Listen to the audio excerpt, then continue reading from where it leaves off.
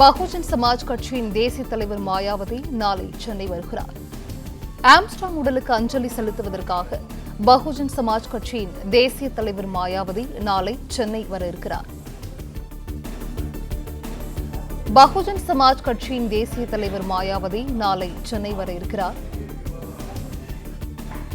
பகுஜன் சமாஜ் கட்சியின் மாநில தலைவர் ஆம்ஸ்ட்ராங்கின் உடலுக்கு அஞ்சலி செலுத்துவதற்காக நாளை சென்னை வருகிறார் மாயாவதி. கூடுதல் விவரங்களை செய்தியாளர் மாணிக்கம் வழங்க கேட்கலாம். மாணிக்கம், வணக்கம். இது குறித்தான விவரங்கள். பகுஜன் சமாஜ் கட்சியினுடைய தேசிய தலைவர் மாயாவதி தற்பொழுது சமூக வலைதளத்தில் ஒரு பதிவு வெளியிட்டிருக்கிறார். அந்த பதிவுல நாளை அவர் சென்னை வர இருப்பதாகவும், நாளைய தினம் சென்னையில் படுகொலை செய்யப்பட்டிருக்கக்கூடிய பகுஜன் சமாஜ் கட்சியினுடைய மாநில தலைவர் ஆம்ஸ்ட்ராங் உடலுக்கு அஞ்சலி செலுத்தியிருப்பதாகவும் அவர் அந்த பதிவுல தெரிவித்திருக்கிறார்.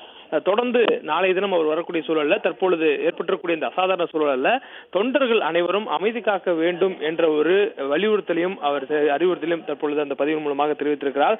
தொடர்ச்சியாக ஆம்ஸ்ட்ராங் அவருடைய படுகொலை தொடர்ந்து அக்கட்சியினர் பல்வேறு இடங்களில் போராட்டம் செய்து வருகின்றனர். ஒரு பதட்டமான சூழல் ஏற்படுத்தப்படக்கூடிய சூழல்ல சென்னை ராஜீவ்காந்தி அரசு மருத்துவமனையினுடைய வாயில் முன்பாக பகுஜன் சமாஜ் கட்சியை சேர்ந்தவர்கள் தற்பொழுது அங்கு ஆர்ப்பாட்டத்தில் ஈடுபட்டு வராங்க. சாலை மறியலில் இருக்கக்கூடிய சூழல்ல அவர்களுடைய சாலை மறியல் கைவிட வேண்டி தற்பொழுது காவல்துறையினரும் வலியுறுத்தக்கூடிய சூழல்ல மாயாவதி அவர்கள் இவ்வாறான ஒரு கோரிக்கையை அறிவுறுத்தல தன் கட்சி தொண்டர்கள் கொடுத்திருக்கிறார். குறிப்பாக இது போன்ற படுகொலை சம்பவங்கள் இனி நடைபெறாமல் மாநில அரசு வருங்காலங்களில் பாதுகாக்க வேண்டும் என்ற ஒரு கருத்தையும் அவர் தனது ட்விட்டர் வாயிலாக சமூக வலைதள பக்கத்தின் வாயிலாக தெரிவித்திருக்கிறார்.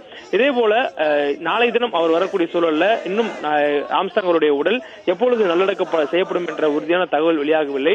இன்னும் தற்பொழுது அவருடைய உடல்குறு ஆய்வானது நிறைவடைந்திருக்கிறது. இதனை அடுத்து அவருடைய உடல் பொதுமக்களுடைய அஞ்சலிக்காக வைக்கப்பட இருக்கிறது.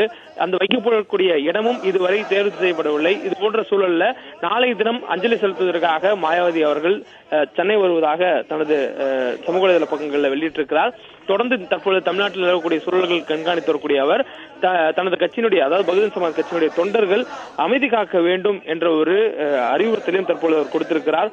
தொடர்ச்சியாக பகுஜன் சமாஜ் கட்சியினர் சென்னை ராஜீவ்காந்தி அரசு மருத்துவமனை வாயில் அமர்ந்து போராடி வரக்கூடிய சூழல் இருக்கிறது.